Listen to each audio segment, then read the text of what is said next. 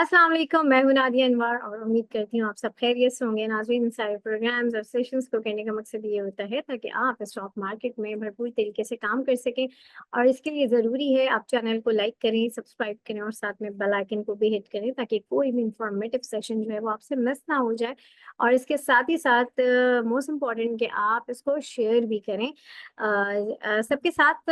जो लोग stock market के से रिलेटेड नहीं है उनके साथ तो खास तौर पे करें ताकि उन्हें भी अवेयरनेस आए। और जो है इसके साथ ही साथ नाज़रीन, जैसे कि आप लोग जानते हैं कि टाइम इज सो क्लोज और अब जो है बस वो वक्त आने वाला है। जी हाँ, PSMU जो आपके लिए लेकर आए हैं कोर्सेज, और जिसको करने के बाद आप स्टॉक मार्केट में एक बहुत ही बेहतरीन करियर स्टार्ट कर सकते हैं। और इन्वेस्टर्स जो हैं उनके लिए तो एक बहुत ही बेहतरीन अपॉर्चुनिटी है कि अक्सर उनका ये सवाल होता है कि कहाँ से लिया जाए, किस रेट पे लिया जाए, किस रेट पे एग्जिट किया जाए, और जो है कौन सी कंपनी में क्या चल रहा है। तो जो ये सारी जो क्यूरीज होती हैं वो ये कोर्स करने के बाद आप इन सारी क्यूरीज का खुद जवाब देने के काबिल हो जाएंगे। तो जो है अभी आपको एक मौका और मिला है। जी हाँ, बिल्कुल। कुछ जो है हमारी कुछ एंगेजमेंट्स हैं जिसकी वजह से जो है हमने एक हफ्ते जो है अभी इसको एक्सटेंड कर दी है डेट एडमिशन्स की। तो जो है जो भी आप लोग अभी सोच रहे हैं तो बस सोचें नहीं, जल्दी से जाएं और जो है अपनी स्लॉट्स बुक करवाएं। और जो है एक बहुत ही बेहतरीन अपॉर्चुनिटी है, उसको वेलकम करें। और इसके साथ ही साथ नाज़रीन, आज हम बात करेंगे जैसे कि आप लोग जानते हैं हम लोग सेक्टर्स को अभी आजकल डिस्कस कर रहे हैं। और आज हम जिन सेक्टर्स के हवाले से बात करने वाले हैं, जी हाँ, वो है टेक्सटाइल सेक्टर। और जो है इसके साथ ही साथ हम बात करेंगे स्टील सेक्टर के ऊपर। इन सारी चीज़ों पे बात करने के लिए हमारे साथ आज मौजूद हैं टॉपलाइन सिक्योरिटीज के सीनियर रिसर्च एनालिस्ट। जी हाँ, मैं बात कर रही हूँ नशत मलिक साहब की। तो चलो उन्हें वेलकम करते हैं और उनसे बातचीत का सिलसिला आगे बढ़ाते हैं। अस्सलाम वालेकुम सर। वालेकुम अस्सलाम। कैसे हैं सर, आप खैरियत से हैं? मैं ठीक, आप बताएं। अल्हम्दुलिल्लाह। अच्छा सर, बहुत शुक्रिया आपका, आपके वक्त का। और सेकेंडली ये कि सर आज हम बात करने वाले हैं स्टील सेक्टर और टेक्सटाइल सेक्टर के ऊपर। उस पर बात करने से पहले शॉर्ट जो है मैं चाहूंगी कि एक मैसेज, कोई बात जो है वो कोर्स से रिलेटेड कोई ऐसी बात कहें जो लोग अभी सोच रहे हैं कि क्या करें, क्या फायदा होगा, क्या होगा। तो जल्दी से छोटी सी बात जो है उनके लिए क्या आप मैसेज करेंगे कि जो है इस कोर्स से उनको क्या क्या बेनिफिट होंगे। तो वो जरा आप हमें बताएं। जी, कोर्स में यही है कि बहुत दफ़ा बहुत सारी ऐसी सिंपल सिंपल टर्म्स होती हैं जिनके बारे में लोगों को नहीं आइडिया होता। बोनस शेयर्स हो गए, राइट शेयर्स हो गए, स्प्लिट शेयर्स हो गए। हम्म। बहुत सारी ऐसी सिंपल सिंपल टर्म्स होती हैं। डिविडेंड क्या होता है, डिविडेंड कंपनी देती है या नहीं देती, कब देती है, एक्स एक्स प्राइस क्या होती है, यानी कि स्टॉक की प्राइस एक्स कब होती है। ये सारी सिंपल सिंपल टर्म्स है जिनको कोई समझना कोई बहुत मुश्किल नहीं है।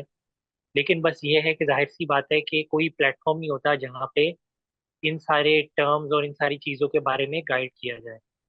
तो जाहिर सी बात है कि स्टॉक मार्केट से रिलेटेड जितनी टर्म्स होंगी, जिस तरह स्टॉक्स को देखने की सिंपल टर्म्स होगी, जिनको एक ऐसे लोग जो वेटरन लोग जो जिनको यूज करते हैं।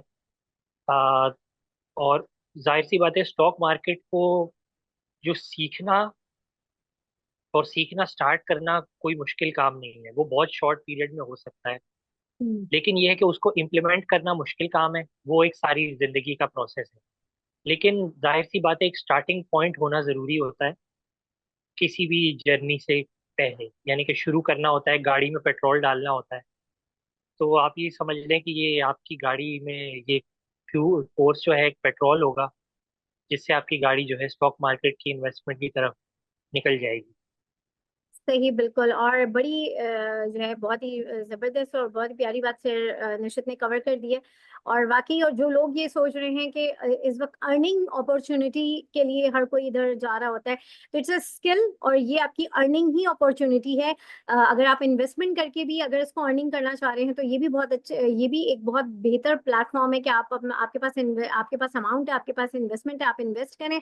और हर महीने जो है जैसे आपको सैलरी मिलती है उसी तरीके से जो है आप यहाँ पर जो है काम करके वो अर्न भी कर सकते हैं। और इसके साथ ही साथ नाज़रीन, now come to the topic, और जो है आज हम बात करेंगे, और जितने भी मेरे साथ पार्टिसिपेंट्स मौजूद हैं उन्हें मैं यही कहूंगी कि अपने सवाल जो है वो स्टिक टू द टॉपिक। जी हाँ, टेक्सटाइल से मुतल्लिक और जो है स्टील के मुतल्लिक जो है आपके सवालात होने चाहिए।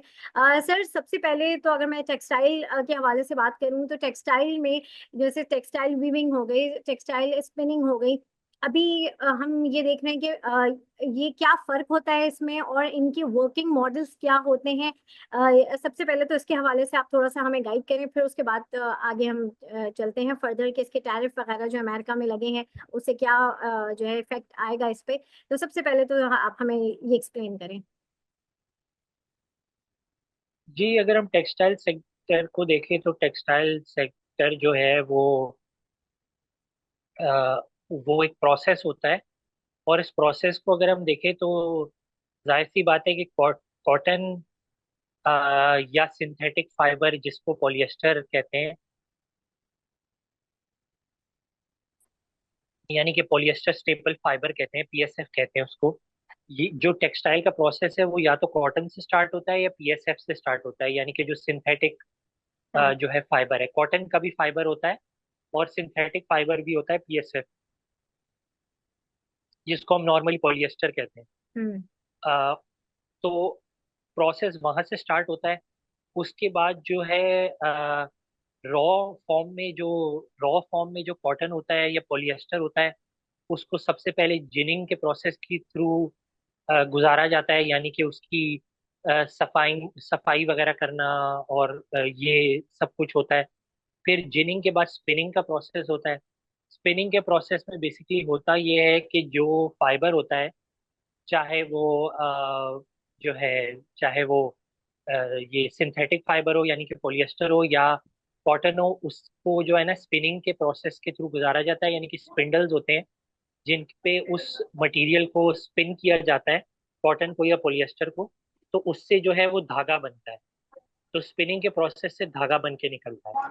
अच्छा, धागे के बाद फिर जो अगला प्रोसेस होता है धागे बनने के बाद, वो वीविंग का प्रोसेस होता है। वीविंग के प्रोसेस में ये होता है कि उसी धागे को इस्तेमाल करके कोई ना कोई कपड़ा बनाया जाता है, या कपड़ा, बेडशीट, गारमेंट्स वगैरह, टॉवल्स, क्लॉथ, ये सारी चीजें फिर उस उन धागों से बनती हैं। तो ये जो है तीन चार प्रोसेस हैं टेक्सटाइल सेक्टर को लेके। सही, बिल्कुल। अच्छा सर, अब यहाँ पर ये भी है कि अभी जैसे टैरिफ वगैरह अमेरिका ने लगाए हैं, और हम ये देखते हैं कि इस वक्त टेक्सटाइल सेक्टर हमारा बड़ा बहुत बूम है, बहुत अच्छा है, क्योंकि वहाँ पर जो स्पेशली अगर हम वहाँ पर अमेरिका में बात करें, तो जो टैरिफ वगैरह लगा है तो उससे हमारी जो टेक्सटाइल की प्रोडक्ट्स वगैरह वहाँ जाती हैं, तो वो एक हमारे लिए बड़ी पॉजिटिव चीज़ है। लेकिन इन द मीन वाइल यहाँ पर हम देख रहे हैं कि पेट्रोल, ये जो ऑयल की कीमतें कम हो रही हैं। तो आपको क्या लग रहा है, तो वो चीज़ बराबर नहीं हो जाएगी अगर वहां पर टैरिफ की वजह से जो है, अगर हमें प्रॉफिट हो रहा है, फायदा हो रहा है इस सेक्टर में, टेक्सटाइल में, तो यहाँ पर जो ऑयल की प्राइसेस कम होंगी तो वो चीज़ इक्वल नहीं हो जाएगी। जी, पाकिस्तान की बेसिकली जो टेक्सटाइल कंपनीज हैं और स्पेशली जो लिस्टेड कंपनीज हैं, हम्म। वो एक्सपोर्ट करती हैं, जिसमें एक्सपोर्ट का जो पोर्शन है वो थोड़ा बहुत वेरी करता है, किसी का ज़्यादा है किसी का कम है। किसी की यूएसए में एक्सपोर्ट ज़्यादा है, किसी की कम है। तो अब जो टैरिफ्स लगे हैं, टैरिफ्स का सिनारियो कुछ इस तरीके से है कि टैरिफ्स जो है वो सिर्फ पाकिस्तान के ऊपर नहीं लगे, वो सबके ऊपर लगे हैं।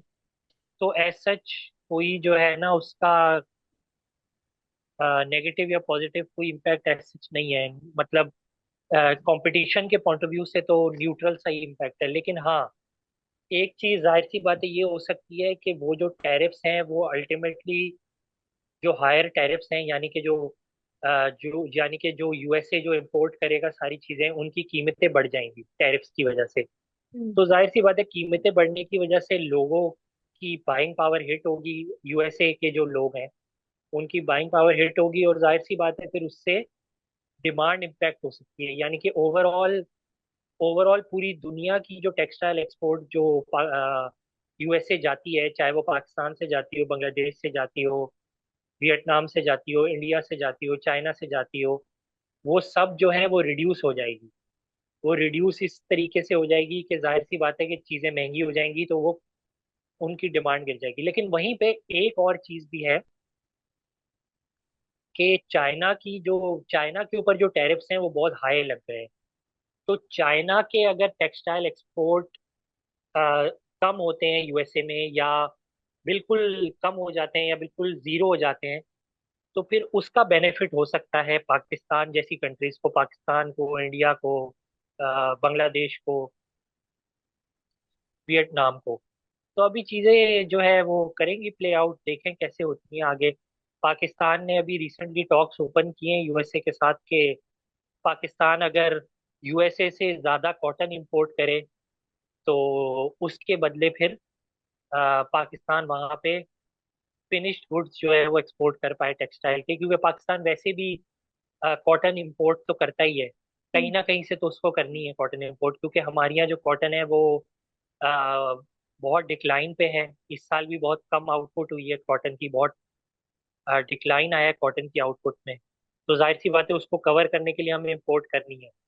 और वो इंपोर्ट अगर यूएसए से हो जाएगी तो फिर वहां पे हमें टैरिफ्स में भी कुछ रिलैक्सेशन मिल सकती है। और उसके अलावा ये कि कॉटन जो हमारी लोकल होती है वो थोड़ी क्वालिटी वाइज भी लोअर होती है, यानी कि इतनी हाई क्वालिटी नहीं होती। तो जाहिर सी बात है जो इम्पोर्टेड कॉटन है उसी के ऊपर एक्सपोर्ट क्वालिटी जो है फिनिश गुड्स प्रोड्यूस हो सकते हैं।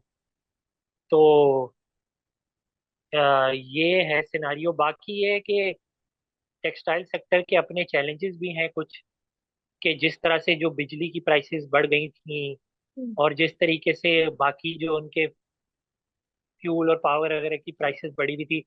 लेकिन अभी जो है टेक्सटाइल सेक्टर के लिए काफी एडवांटेज हो गया है इस सेंस पे कि एक तो पावर के रेट रिसेंटली गवर्नमेंट ने रिड्यूस कर दिए हैं, 7.5 रुपए से इंडस्ट्री के लिए ये रिड्यूस हो गए, जिसका टेक्सटाइल को काफी बेनिफिट होगा। और उसके अलावा ये कि ऑयल की प्राइसेस भी बहुत नीचे हैं।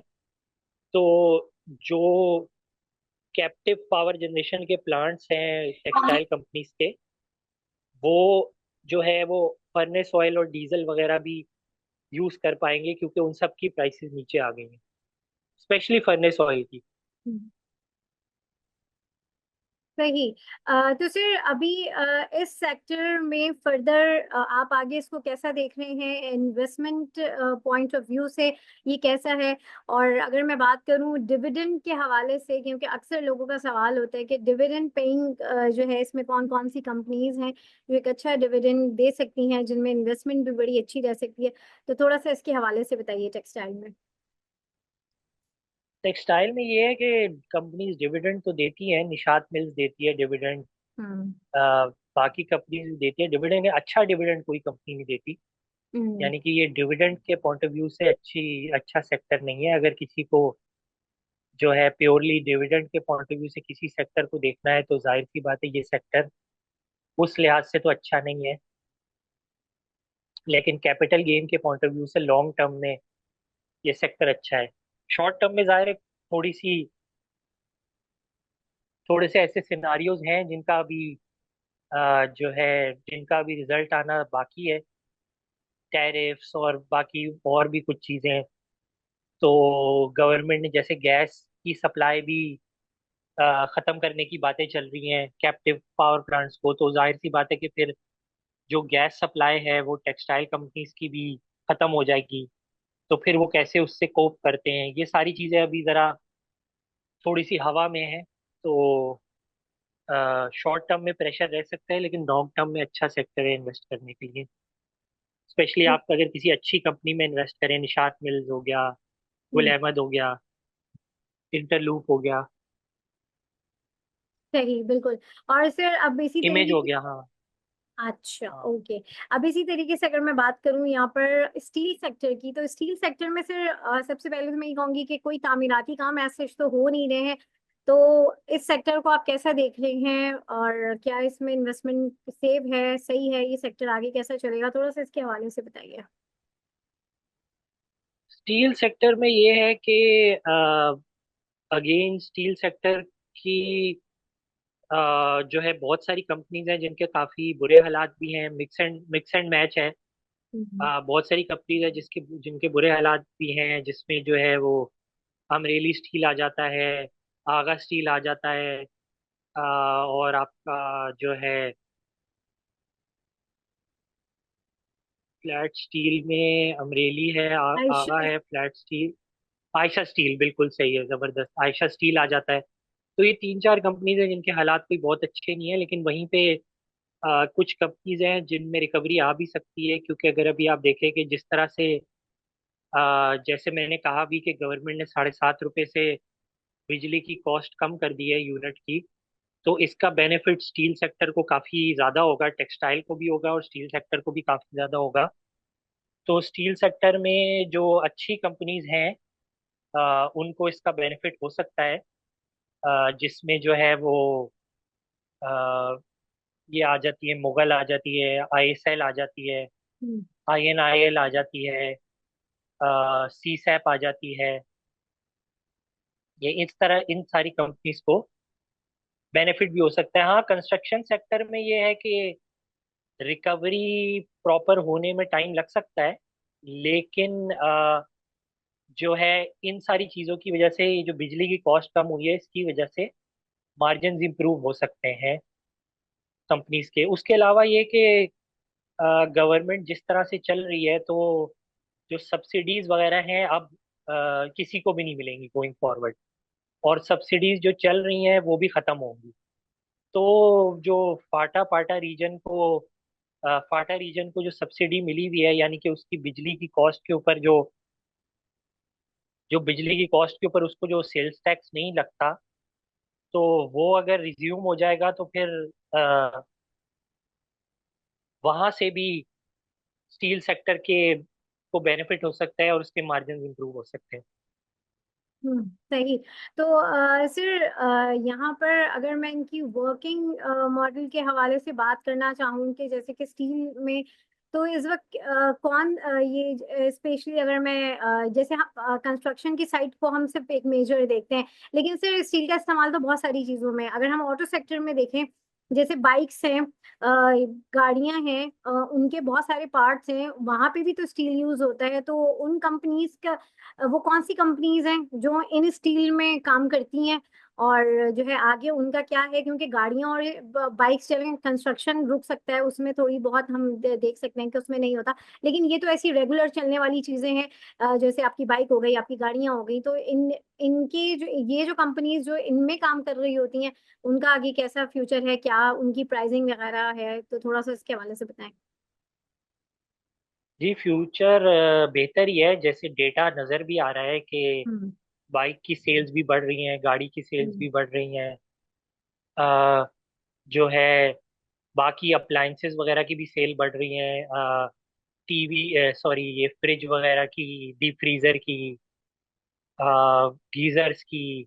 हम्म। तो इन सारे अप्लायंसेस वगैरह की भी सेल्स बढ़ रही हैं, इन सब में स्टील ही यूज होता है। तो ये है कि flat steel, specially flat steel use होता है, राइट। जो कि आईएसएल बनाता है और आयशा स्टील बनाता है पाकिस्तान में। हम्म। तो इन कंपनीज को जाहिर सी बात है बेनिफिट होगा गाड़ियों की सेल्स इंप्रूव होने से, और मोटरसाइकिल की सेल्स इंप्रूव होने से, और अप्लायंसेस वगैरह की सेल्स इंप्रूव होने से। सही, बिल्कुल। अच्छा, अब यहाँ पर जो है मैं हमारे साथ जितने भी पार्टिसिपेंट्स हैं उनके मैं क्वेश्चंस लूंगी, और उनसे मैं ये रिक्वेस्ट करूंगी अगेन कि सबसे पहले तो हमने माइक्स, किसी का माइक ऑन नहीं होना चाहिए, स्पेशली अगर उनके सराउंडिंग में आवाज है तो। और सेकेंडली ये कि स्टिक टू द टॉपिक, जी हाँ, जो टॉपिक हमारा है उसी के हवाले से सवाल कीजिए। जी दाऊद खान साहब, जल्दी से अपना सवाल करें। जी दाऊद साहब, अपना सवाल कीजिए। मेरे से टाइम हेलो। शॉर्ट है, तो जो मेरी आवाज आ रही है? जी जी सर, जी जल्दी जी से अपना सवाल कीजिए, और सर प्लीज शॉर्ट क्वेश्चन कीजिएगा ताकि बाकियों को भी मौका मिले। जी जी। जी, मेरा सवाल ये सर, फंडामेंटल और टेक्निकल क्यों इतना जरूरी होता है? क्योंकि मैंने देखा है मेरे साथ के बहुत से ऐसे लोग हैं जो डेली अच्छा कमा के जो है इस मार्केट से निकल जाते हैं। और दूसरा सर, मार्केट्स में इस वक्त इतनी अच्छी न्यूज होने के बावजूद क्यों नहीं अच्छी चल रही? ये दो क्वेश्चन है सर। जो लोग शायद डेली का कमा के निकल रहे हैं, वो शायद आपसे बातें छुपा रहे हैं कि वो मेथड क्या यूज करते हैं।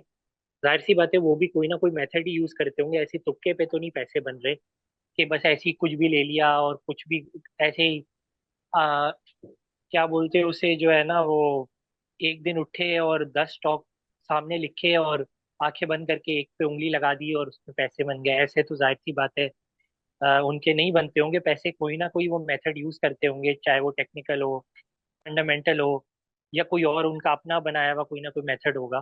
कुछ ना कुछ वो यूज सर करते होंगे। तुक्के मैं तुक्के पे तो तुक्के पे तो एक एक दिन स्टॉक में पैसे बनते हैं, अगले दिन चले जाते हैं। तुक्के में तो ये होता है। तो मैं और बाकी ये कि आपका दूसरा सवाल कि स्टॉक मार्केट अभी चलेगी, कुछ चीजें क्लियर हो जाएं, जैसे भी आईएमएफ की चीज फाइनल हो जाए, तो उसके बाद मार्केट करेगी परफॉर्म। अभी जो एक रेंज में मार्केट फंसी हुई है, तो करेगी परफॉर्म। सर सर मेरा एक सवाल मेरा हेलो जी जी जी जी, अपना सवाल जी कीजिए जी सर। जी हेलो जी जी आप सर जल्दी आपकी सवाल कर आवाज लें आ रही क्योंकि है। फिर जी बाकी जी मेरा ये था कि मैं मेरे साथ के बंदे मेरे अपने बॉस जो कि मैं डेली उनको देख रहा हूँ कि वो 15 से 20 हजार वो बहुत अच्छी अमाउंट हैंडसम अमाउंट एक लगाते हैं। और वो एक वो कॉटन की फील्ड से हैं, उस पर आप अभी बात कर रहे थे, कॉटन फैक्ट्री वगैरह है उनकी वजह। तो वो बहुत हैंडसम अमाउंट डेली मैं उनके साथ ही उनको देख के ही मैंने भी शुरू किया है। मुझे तो मैं तो बैठा रह जाता हूँ, वो डेली का मैं देखता हूँ कि अच्छा खासा कभी 20 25 30 हजार रुपये कमा के निकल के आ जाते हैं मार्केट से।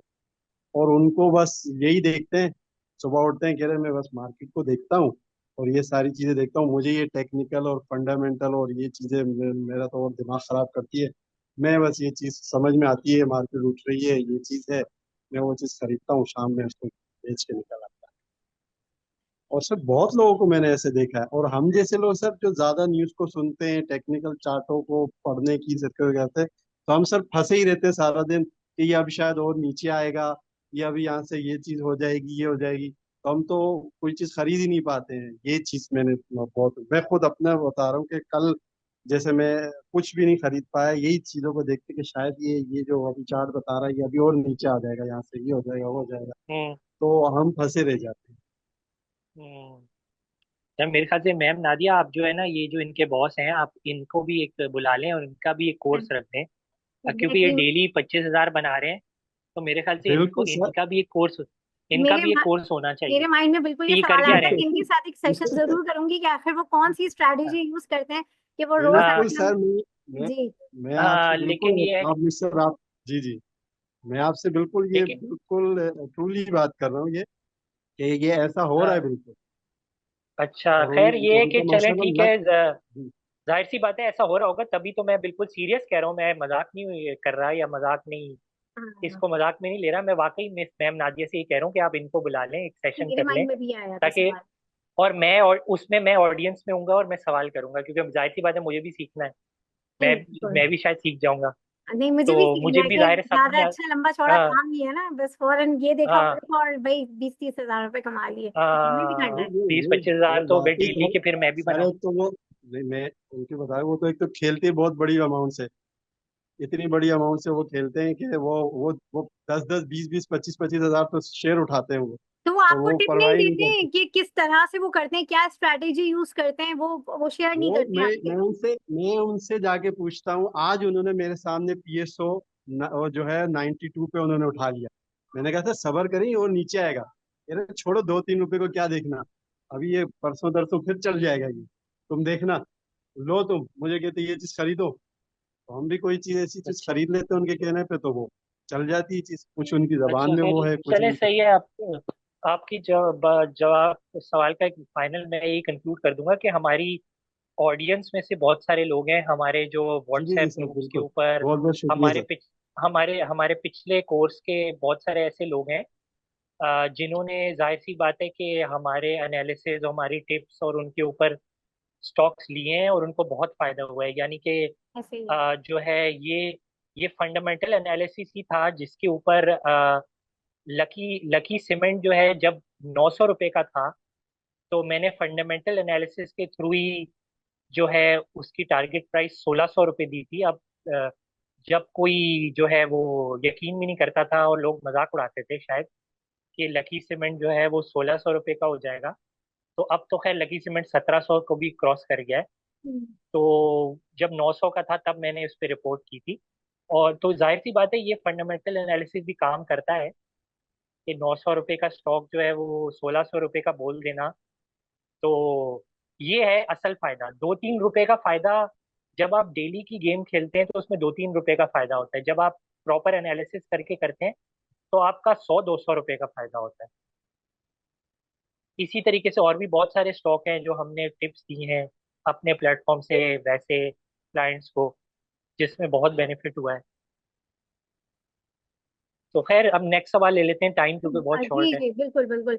अब्दुल रऊफ साहब, जल्दी से अपना सवाल कीजिए, और गोरी की बाइंग नहीं आई है, ये भी मैं आपको बता दूं। जल्दी से सवाल कीजिए जी। जी अस्सलाम वालेकुम। वालेकुम सलाम। वालेकुम अस्सलाम। अच्छा, ये दूसरा जी है। मैं अटक सीमेंट के बारे में पूछना चाह रहा था, इसकी फ्यूचर प्राइस कितनी है इसकी? देखिए, अटक सीमेंट।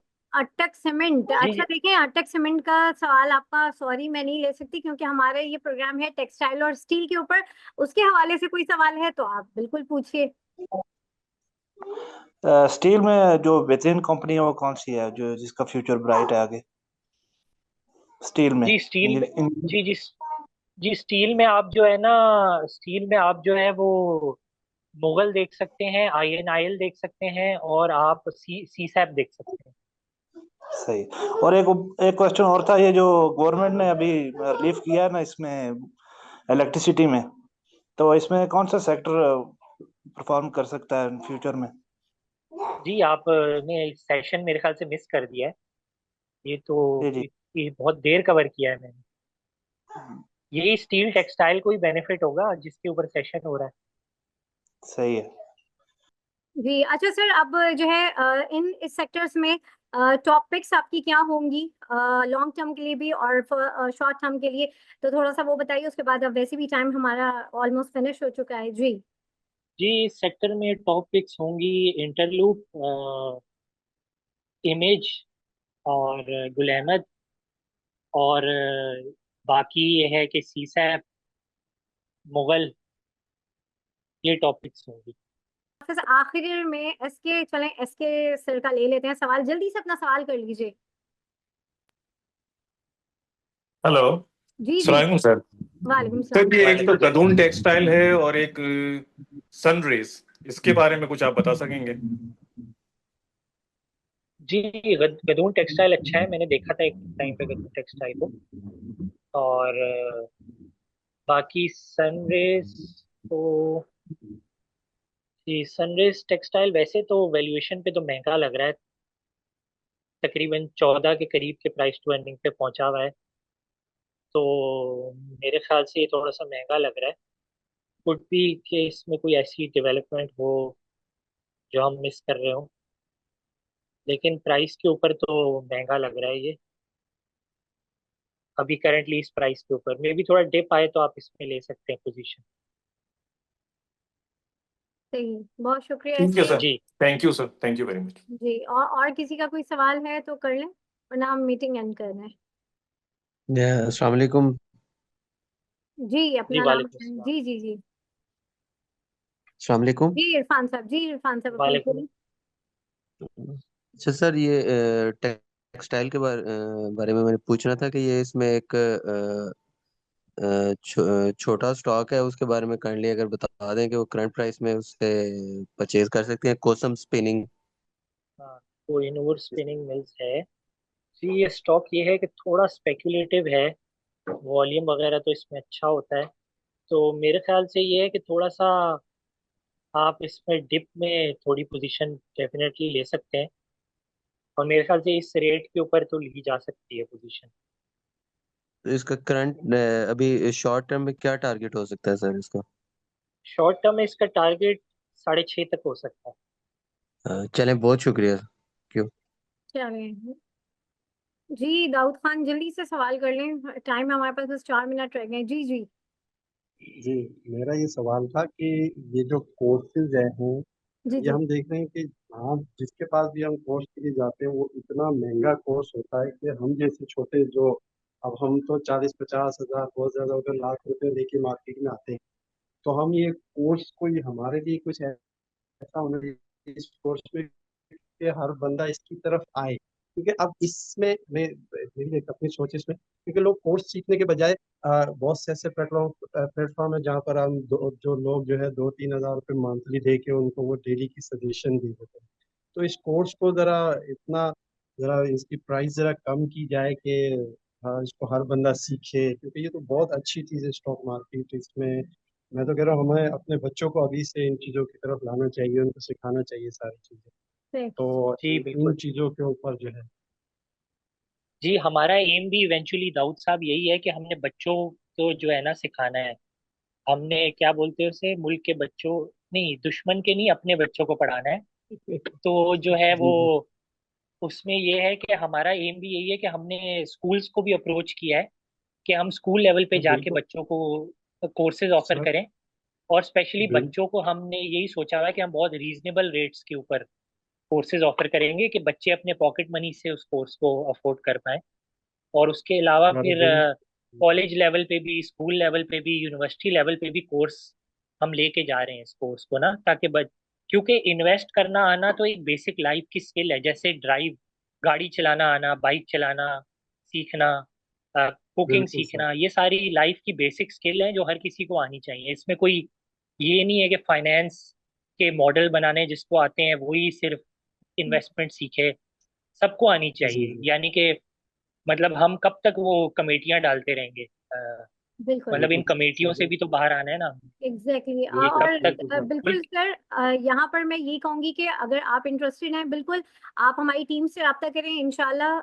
आप क्योंकि हमारे सेशन में भी हैं तो इंशाल्लाह आपको मैक्सिमम हम डिस्काउंट बिल्कुल देंगे। और ये भी मैं बता दूं, देखिए फीस ये कोर्स का जो है अगर आप करने जाते हैं तो इसके बाद जो आपको जितना बेनिफिट मिलेगा ये फीस कुछ भी नहीं है, ठीक है। तो लेकिन फिर भी हम आपको मजीद डिस्काउंट देंगे, जितने भी हमारे जो चैनल के फॉलोअर्स हैं तो उनको हम मैक्सिमम बिल्कुल डिस्काउंट देंगे। और आप हमारी टीम से रब्ता करें, बिल्कुल जो नंबर्स दिए गए हैं उन पर रब्ता करें। आप इंटरेस्टेड हैं जेन्युइन, अगर आप बिल्कुल सीखना चाह रहे हैं आए सीखें। और ये हम हर लेवल पे जा रहे हैं, यूनिवर्सिटी है, कॉलेज लेवल है, स्कूल लेवल है, क्योंकि ये सीखना जैसे कि सर नशिद ने कहा कि ये सबको सीखना चाहिए और इसमें कोई ऐसी कोई हार्ड एंड फास्ट चीज़ नहीं है जो हम नहीं सीख सकते। और जो है अगर आपको फीस का थोड़ा इशू है जो भी है, तो वैसे मैं ये आपको बता दूं कि देखिए आप अगर किसी और और देखते हैं तो वो बहुत ज्यादा मैं एक चीज एक्सपेंसिव अगर आपको ऐड कर पड़ेगा। दूं, जी जी मैं जी सर। एक चीज एक ऐड कर दूं मैं एक चीज ऐड कर दूं कि थोड़ी सी ना मतलब मेंटेलिटी की चेंज होना भी जरूरी है। हम्म जो है मेंटेलिटी इस सेंस में चेंज होना जरूरी है कि हम लोग आजकल अगर आप जो है 5 से 6 या 7 लोगों की फैमिली कहीं डिनर करने जाएं तो वहां डिनर पे बिल 10 से 15 हज़ार बन जाता है। सर इससे भी और ज्यादा वो बढ़ता एक है। दिन का सिर्फ, तो वो सिर्फ एक दिन का खाना है। तो ऐसे एक दिन के खाने में जाके अगर आप 10 से 15 हज़ार रुपये खर्च कर सकते हैं तो फिर एक कोर्स के लिए आप सिमिलर अमाउंट क्यों नहीं पे कर सकते। वो जो खाना है वो एक दफा में आप खा के वो हजम हो जाएगा, उसके बाद अगले दिन नाश्ते पे फिर भूख लगेगी। आप डिनर करते हैं सॉरी रात मैम। को, उसके सर बाद अगले दिन मैं फिर नाश्ता करना पड़ता है क्योंकि भूख फिर से लगती है। ऐसे लेकिन ये जो कोर्स होगा, ये आपका अगर 10 15 हज़ार 20 हज़ार में आप कोर्स ले रहे हैं तो ये आपकी पूरी जिंदगी की नॉलेज है जो पूरी जिंदगी आपके साथ चलेगी। लेकिन आप एक दफा के खाने में 15 20 हज़ार लोग लगा दे, मैं आपकी बात नहीं कर रहा, लोग लगाते हैं, जी एक जॉइंट खर्च फैमिली। जी कर जी देते हैं। बिल्कुल। लेकिन जो है जाहिर सी बात है नॉलेज के लिए तो फिर जो कि पूरी जिंदगी आपके साथ रहनी है उसके लिए तो ये कोई बहुत बड़ी अमाउंट नहीं है कंपैरिजन में। बिल्कुल। और दाऊद खान साहब आप नहीं रब्ता ये तो करें हमारी बिल्कुल टीम सही से, बात की सर। इंशाल्लाह आपको जी हम मैक्सिमम डिस्काउंट देंगे। और इस डिस्कशन के बाद तो आपको स्पेशल डिस्काउंट मिलेगा, ठीक है।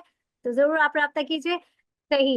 बिल्कुल, बहुत शुक्रिया सर नशित आपका। और यहाँ पे हमारे जितने भी पार्टिसिपेंट्स थे आप लोगों का भी बहुत शुक्रिया। और इसके साथ ही साथ नाजरीन मैं आज के सेशन से इजाजत लूंगी, इंशाल्लाह आप लोगों से फिर मुलाकात होगी, तब तक के लिए अल्लाह हाफिज।